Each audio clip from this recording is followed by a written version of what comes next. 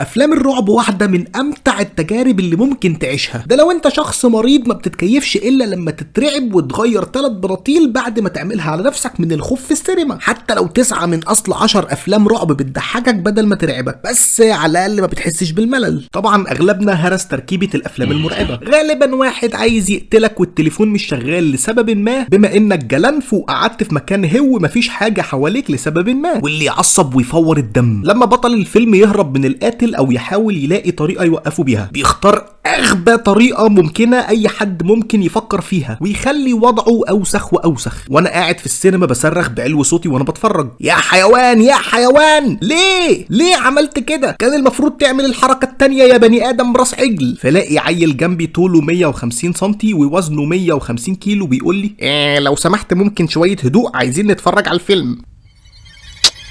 فبطلع المطوه لقرن الغزال وبحطها له في طين.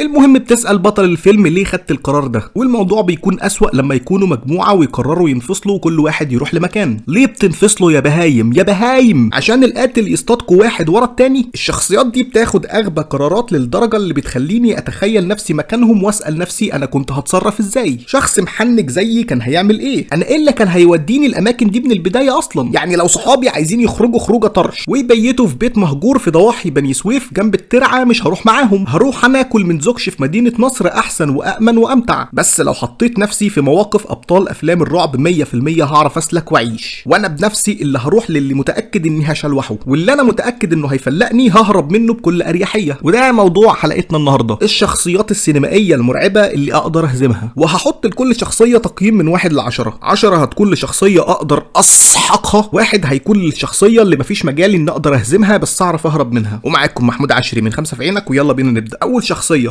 اول مرعب هخش معاه في عركه هو بيني وايز. ولو انت ما تعرفوش، ده بيشتغل مهرج من 9 ل5، وبعد المغربيه بياكل اطفال جوسي بالصوص رانش. قوته بتشمل تغيير شكله وحجمه، بيتحكم في العقل، بيتنقل من مكان لمكان في ثانيه الا ثانيه، وعنده عين المنجيكو شارينجان بتاعت ايتاشي وحاجات تانية كتير. ولو انت تعرفني، انا ما اعرفش اعمل اي حاجه من الحاجات دي. انا ممكن اكون اكبر حنيوك هتشوفه على اليوتيوب، لكن دي مش هتفيدني قوي لو دخلت عركه راجل لراجل مع مهرج قاتل. لكن لو فاكر فيلم إت الجزء الثاني، هتكون عارف هم ازاي هزموا بيني وايز بيستمد قوته من خوف الناس اللي قدامه. فلو انت وقفت قدامه سندال مش خايف ابدا يا جبل ما يهزك ريح، انت كسبت بالبساطه دي. كل اللي عليك انك تقف وقفه اسد النيل وتقول له: انا مش خايف منك يا كلاون، وهيختفي. امسك بيني وايز ارميه في محافظه قنا في اصغر مغاره في جبل هناك وسط المطاريد، هيعملها على نفسه. بالتالي انا اقدر ادشمله. الوسيله الوحيده اللي ممكن يغفلني بيها هي اني قاعد في البيت لوحدي في الضلمه الساعه 4 الفجر، ويظهر لي ماسك شمعه وبيقول لي: معكش محميتين يا اخ. ساعتها هتفضم الخضه واصرخ صريخه بنت بضفرتين واقول له: خضتني، اسمك ايه؟ بس مجرد بفتكر انه مهرج مناخيره حمراء، مفيش اي تهديد، خلاص ده مناخيره حمراء، مناخيره.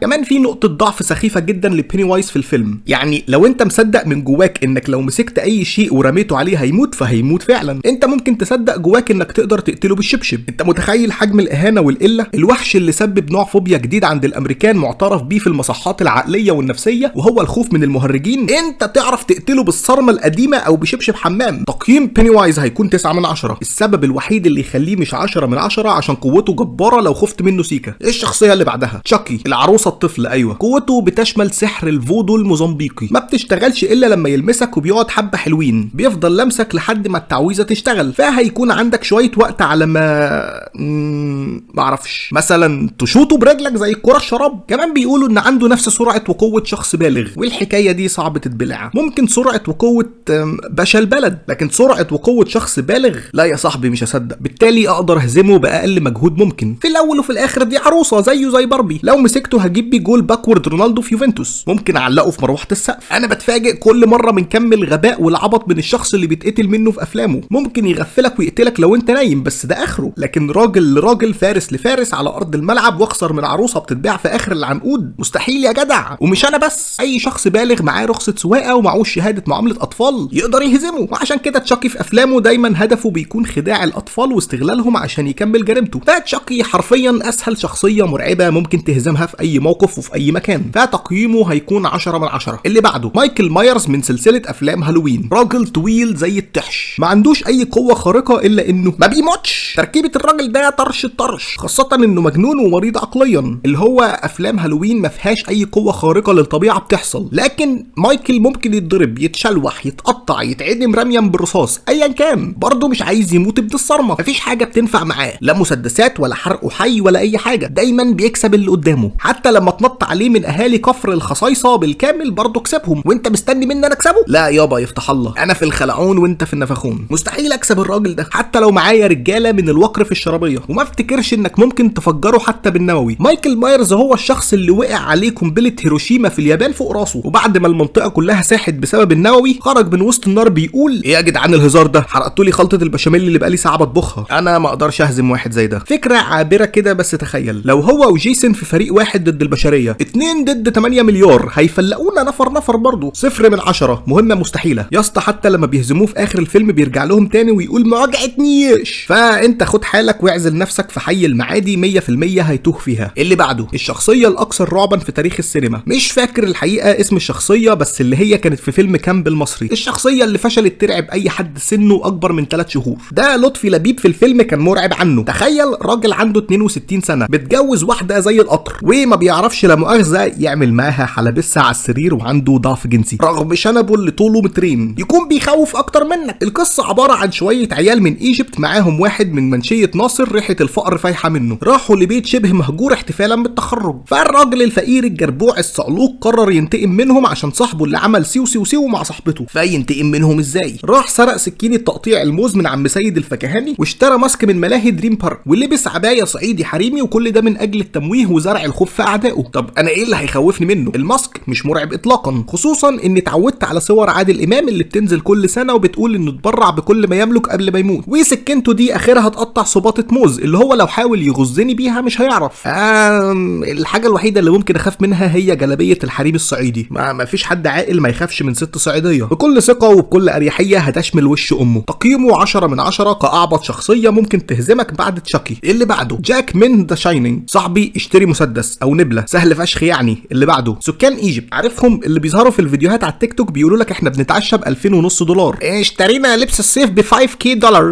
ايه ده؟ انت ما بتشربش خمر، ما بتلعبش ميسر، ريحتك مش ريحه زنا يا لوزر. الكائنات الوحيده في العالم اللي دايما بيفكروني ان الفقر احيانا بيكون نعمه. مصممين يثبتوا نظريه ان مفيش حد مولود غني دمه خفيف، كلهم دمهم يلطش. محمد حمدان دمه خفيف عنهم. مش عايز اطول في الكلام عنهم عشان ليهم حلقه خاصه جايه في الطريق، بس مفيش حد بيتعشى ب 250 الف جنيه للنفر ويطلع يقول، الا لو انت جربوع وبتحاول تثبت للناس انك مصروف عليك جامد. حتى لو كنت مختلس وبتاكل مال يتامى وعايش على الربا وبتشتغل في كل حاجه حرام في الدنيا، مفيش حد بيدفع 250 الف جنيه في عشاء. اوروبا اللي انا عايش فيها واللي انتوا بتحيحوا عشان تبقوا زيهم ما بيدفعوش المبالغ دي في عشوه. 1 من 10. لا صعب اهزمهم، دمهم تقيل قوي قوي قوي، اخري اهرب منهم. اللي بعده جوست فيس من فيلم سكريم. جوست فيس حرفيا راجل حظه في الدنيا ماشي معاه. الناس دي في قمه الغباء، قمه في الغباء. انا مش فاهم ازاي عرفوا يقتلوا اي شخص عاقل بالغ عنده بربع جنيه وعي. الشخصيات دي من نوعيه الناس اللي بتتزحلق بسبب قشره موزه مرميه. انت ممكن تاخد اي حاجه جنبك ترميها عليه وهتعطله. ارمي ازازه، رف مكتبه، جدتك، اي حاجه هتعطله. لو عندك قدره انك تجري لمده 30 ثانيه بس انت في التمام منه. انت لو بتسوق العجله بتاعت المهرجين دي وبتهرب بيها برضه هتسبقه. جوست فيس ياخد 10 من 10 بكل سهوله، مش هيجي معايا سكه. دول حاليا الشخصيات اللي حبيت اتكلم عنها. في شخصيات تانية كتير لو اتكلمت عنها مده الحلقه هتوصل لساعه ونص، وده لاني جامد ومحنك وبشرب شاي العروسه. طالما انا مش محبوس في مصيده فيلم سو وبعيد عن الشخصيتين دول، انا في التمام منه يا كوتش. عندك شخصيات تانية ارميها لي في التعليقات. عايز جزء تاني قول لي في التعليقات. عايز فكره حلقه معينه قول لي في التعليقات. فاضل سيكا ونوصل 40,000 مشترك، فانت وذوقك يا رجوله. واشوفكم الحلقه الجايه. سلام.